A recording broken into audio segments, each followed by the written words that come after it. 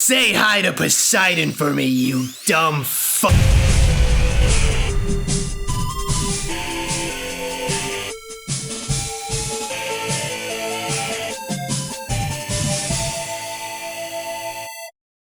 It's all ending soon.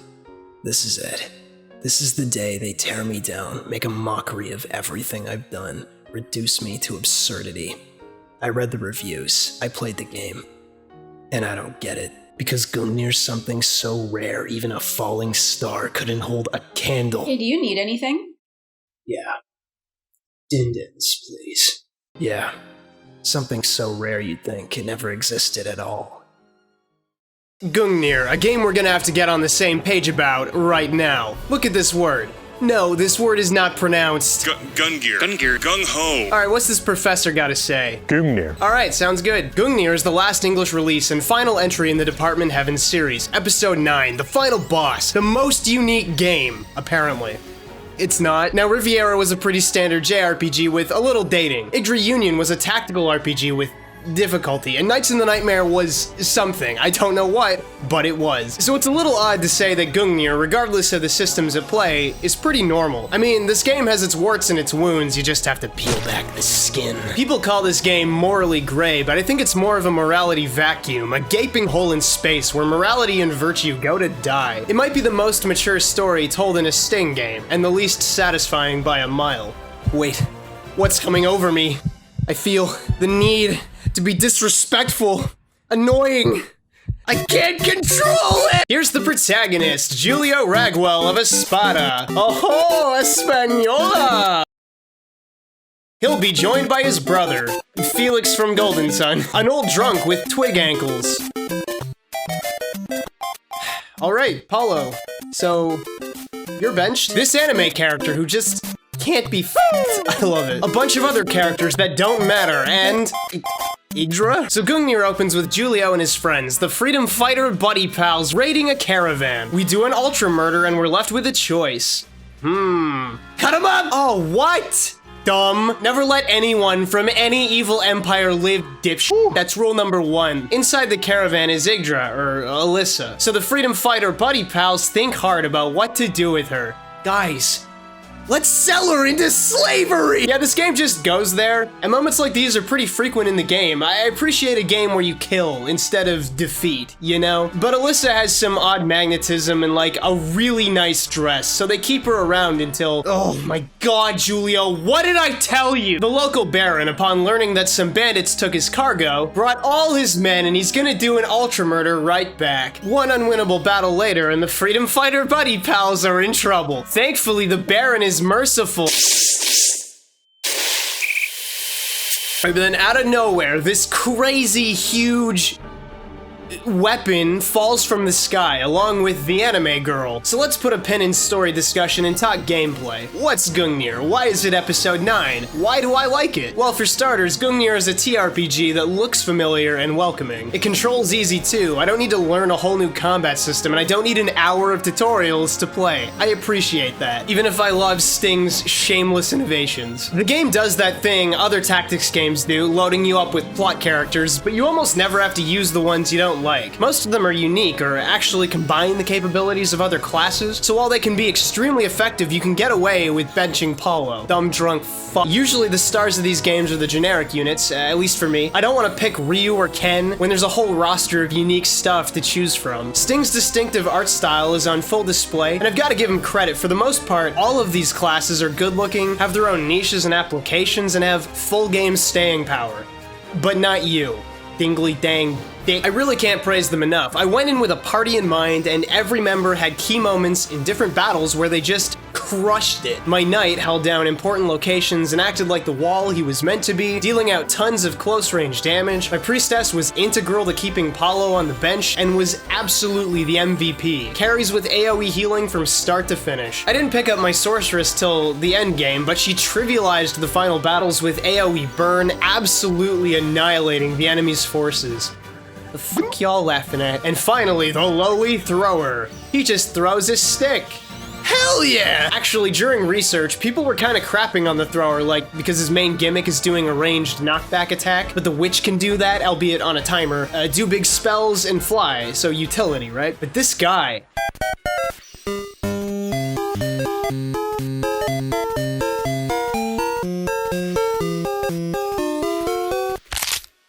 This is a good time to talk about stages, which, like, side note, are so pretty, man. Holy crap. So they're just like any of the other isometric cubed deals in the genre, and while these games usually play with height a little, Gungnir fully embraces it. If you jump down higher than your character should, they'll fall on their ass, sometimes taking a ton of damage. And like you saw, you can totally knock dudes off cliffs for massive and often lethal damage. It's one of the most satisfying things about the game. You can even wring people out like it's Soul Calibur or something. The first time it happened, I almost spit out my tea. The game's even more devious than that. Sometimes there's water sections, and water has height. Nobody in this game can swim, and water is water, right? There's a current. If you put yourself adjacent to a deep section, sometimes you'll drown when you're not paying attention, getting washed away by the flow of time. There's this hilarious rage post where some dude got really mad about losing the match because of this, but you can lure enemies into drowning just as well, so I think it's a really neat addition. Enemies aren't too much to talk about. The AI is pretty average unless you're on a higher difficulty than basic mode. Killing in this game is a bit different. Reducing an enemy to 0 HP makes them retreat, leaving a random item behind. Overkilling them does that, and lets you choose something from the corpse's inventory. And it's like, no, they're dead. The worms aren't fighting me for their shirt or whatever. Let me have it all. But I'm gonna charitably read this as the item's getting damaged from the overkill. Items are actually a really big deal in Gungnir. Yeah, okay, I know, Sting can't stop with items. Items are everything. It's like a kid can pick up any old sword in a Sting game and turn into a god. But seriously, you have limited money, scrounging from corpses is really helpful, and like the FFT games, skills are linked to the weapons you equip. More on skills later. Actually, one thing you've got to look out for is extremely valuable weapons hiding in mailboxes for some reason and other breakable objects. But whenever you break one of these piñatas and the thing pops out, you gotta pick it up. So it's possible an enemy will come along and steal the item, which, like, don't touch my stuff! That isn't what she took! Oh hey, Pamela's back! Yeah, you sit up on that mountain, and if you even think of coming down here, I'll throw your hat in the snow, idiot. I don't really know why Sting thought it'd be cool to bring her back, but her wringing her own teammates out is very cool. Good stuff, guys. So the gameplay elements I've mentioned are pretty basic. Some Sting funny business, but you know, they're real funny guys down there. So where's the complications? Alright, Gungnir, give me your skin. The game has a clock system which determines when you're going and when enemies are going. Notably, each individual enemy has their own wait time, but your guys are lumped together, letting you move them when you want. Not really though, because every unit also has a passive wait time stat that you can see in their stats menu. Let's just take a look here. Nope! Not doing it! Basically, in-game ticks determine when currents move waterlogged units, when spells can go off, because like FFT they all have a cast time, and when days end. It's treated like Advance Wars, where time ticks on extremely quickly. Like, some of these battles are 20-man skirmishes. This ain't some drawn-out war scenario, dude. You can choose to override your units' wait time if they recently did something, but it'll cost some of their maximum HP, like they're being overexerted. I really like the flexibility the game offers. On that note, you can even use the scramble button to take your turn earlier than usual, which really makes for some interesting, emergent, and reactive gameplay, like dodging a spell last second, but you need to spend tactics points to do it. So tactics points. Gungnir thought it'd be really funny and cute by adding a point system where you need to capture bases or flags on the map to increase your TP maximum, and you gain those points by walking. Some units have high tactics scores and some don't, so some can generate more than others. Just don't worry and remember you get points by moving. Tactics points get spent on certain actions, like the scramble ability from before. The big thing is Julio's spear, Gungnir, which will let him summon war gods to the field, and you know, f*** up Pierre or whatever. The trouble is war gods cost a ton of TP to use and will randomly want to hit your own units as well. It's possible to manipulate the outcome with patience, but in general, war gods are an unnecessary tactic and exist to carry your own inability to strategize. Like, I don't want to summon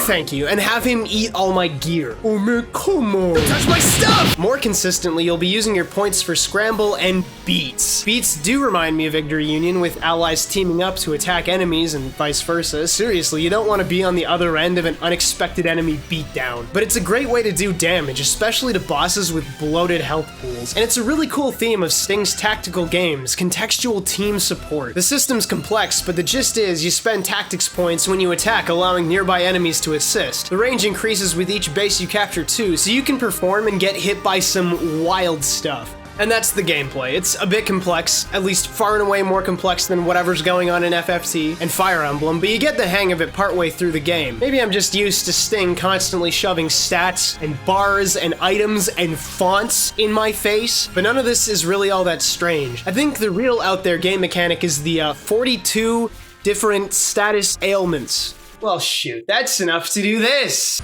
We gotta wrap some ailments. Yo, why'd they make 40? What? Let's get it on. I want to spread disease across the land, to sicken and freeze. Yeah, that's my plan. Silent, pyrism, slowcast, undead, sacrifice, scapegoat, poison, branded, pouring, free, shieldless, gravity, nightmare, aquism, jump plus slippery.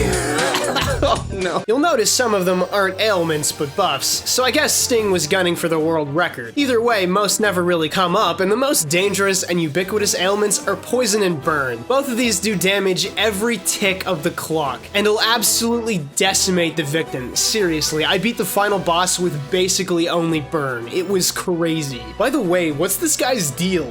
Final boss? Dude, you're in a wheelchair and your own level isn't wheelchair friendly.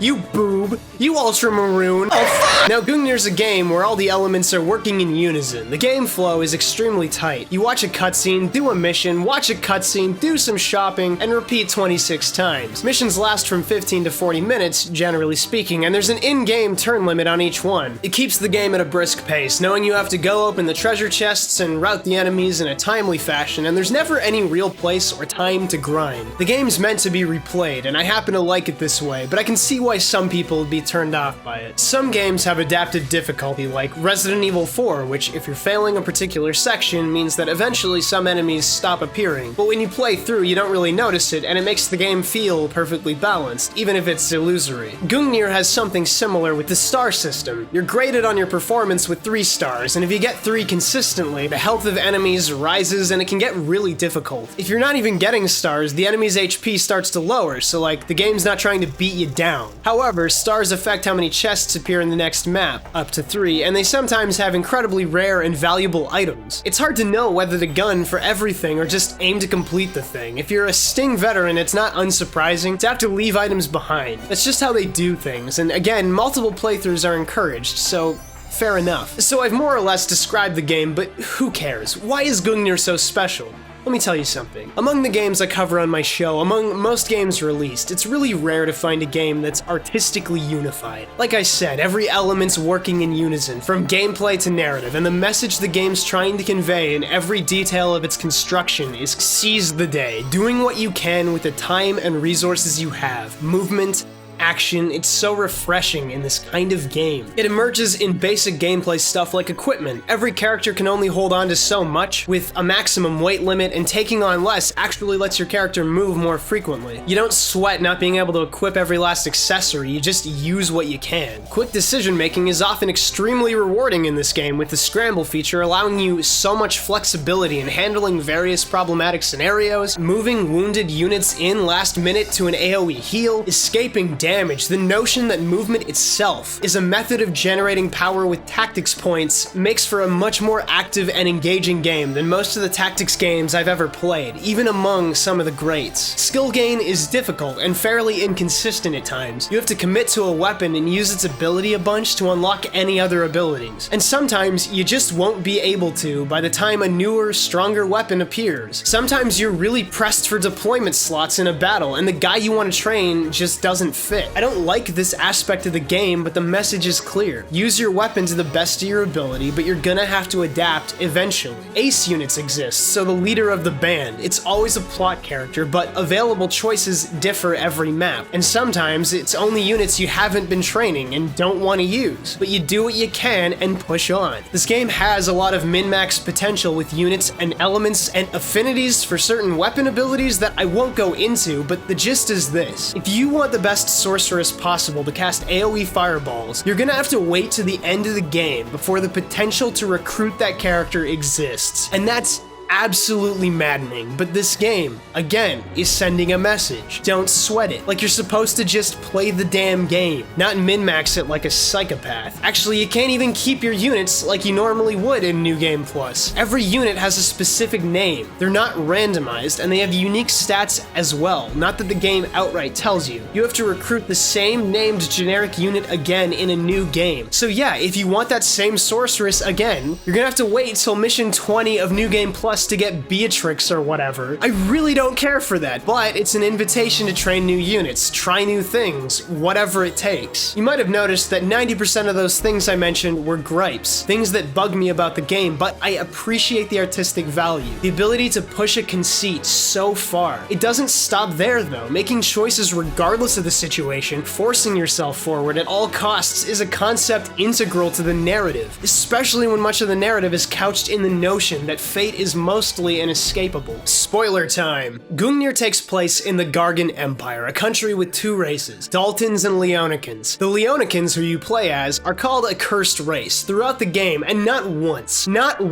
is a single reason given to justify it. The Leonican characters aren't even visually distinct from the Daltons, two things I'm absolutely sure were intentional. The plot is simple, but the story is multifaceted. You're playing as Giulio, who comes to lead Esperanza, the liberation movement his now deceased father started years ago. Giulio only knows killing and his place in the world that other people decided for him. He's not anyone he chose to be, not really an autonomous person, just a body adrift in the world with only his strength, his truth, and other people's expectations driving him onward. In many ways, he's a symbol, not even a fully fledged human. But Giulio's cause is just, as far as the player can tell. The story isn't really some mess of gray morality, because that would imply enough context is given to make every side similarly empathetic, but the other sides really aren't. If anything, Giulio's struggle is the only one worth anything. The only one that promises any substantive change for the good.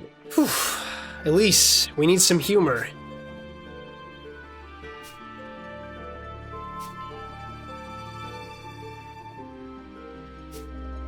Thank you. I'll show you what I mean about the factions. The other relevant actors in the plot are the Republican faction, who want democracy and kind of rely on Esperanza to overthrow the kingdom for them. And while that's great, the game spends almost zero time on them and their beliefs, so they're just an excuse to shove a party member who leaves and comes back later onto you. And then there's Alyssa, and Ooh, I need to talk about this one for a bit. This character starts out all innocent with the pretty girl in the slums bit and even gets all these little romantic scenes with Giulio, but devolves so fast into a person who also realizes her place in the world, eventually throwing out idealism for pragmatism and stringing Giulio along for the entire game, using him as a pawn to get her way. What she wants is to overthrow the Emperor because the current empire is corrupted by Wheelchair Man, right? But her proposal is to put herself on the throne, which is hardly change, except the Leonicans won't get discriminated against. Pinky promise? Yeah, that's a good deal. Put the fate of your people on a pinky promise with someone who glued flowers on her lance. The last faction, of course, is the current empire and Zyad. Now you gotta let me know, game reviewers, what part of this game has gray morality when the final boss just drops unapologetic Dalton supremacy? There is no character in a video game that can give a speech about false racial supremacy and look like a sympathetic character. I never thought I could feel good about lighting a wheelchair on fire, but here we are. You know, not many moments in the game are really memorable, though a couple really cool things happen, like these horrible mercenaries finding out about your blood lineage and suddenly showing you massive respect. But I gotta talk about the two anime characters right now. I hate this stupid little necromancer girl. You gotta fight her 3 times, and every time she lives. It's super annoying. Then off-screen, Elise just hunts her down while she's recovering and literally shatters her existence. It's incredible. Normally, Elise is a character I'd make fun of, you know? Doesn't fit the aesthetic well, and she's one of those really ancient but looks like a child characters, you know, not a fan, but she's so snarky, careless, and in this one moment, f***ing badass. Hell yeah, good job, Elise. Now, the thing that absolutely kills me about this game is fate. Fate is such a strong concept in media, and probably because it resonates so well with so many people who feel disaffected, adrift in the world with no clear direction, and only time to guide them to their inevitable end. Fate is common cruelty, the most banal tragedy, and stories of characters struggling against fate are so powerful because of this. Giulio has every reason to despise his life, a life of blood and steel, forced into the shoes of his father, never able to carve his own place in the world. You make so many choices throughout the game, but ultimately none of them even matter. Most of them are simply a choice between allowing Giulio to be flagrantly manipulated or not. Even the good endings take all the energy building throughout the game and put it on freeze, sputtering out some cutesy cosmic gas before things reset to zero, having accomplished nothing along the way, nothing really, just a rotting pile of corpses and promises. 3 endings, 3 chances for interesting and diverse ways to resolve the plot, but the ending barely changes among them. Alyssa still turns on you, your revolution still dissolves, and the characters just resume drifting. The sum of all your quick thinking, all your triumphant moments, your adaptation, your decision making, even when the odds were against you, even when nothing could truly change, because fate itself kept you in lockstep, is choice. The choice to act. Choose to act. Choose to struggle. Do whatever you can with whatever you have, because the other choice isn't death, but non-existence. Man, I fucking love Gungnir.